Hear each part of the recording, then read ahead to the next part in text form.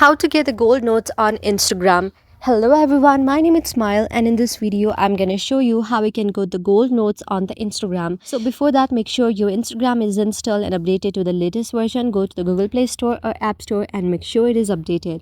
Now simply open your Instagram application and then you can see the notes of the people right here. So this is the latest feature of Instagram of gold, so you should be sure that it is latest version that you are using.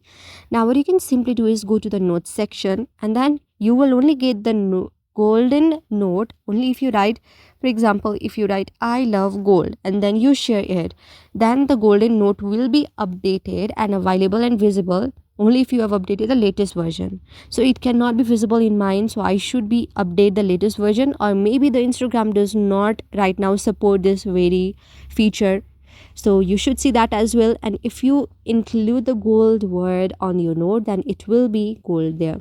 So that's how we can do it. I hope you like the video. If you like the video, then please do hit the thumbs up and subscribe button, and also comment in the comment section below. Thank you for watching. I hope you like the video. If you like the video, then please do hit the thumbs up and subscribe button, and also comment in the comment section below.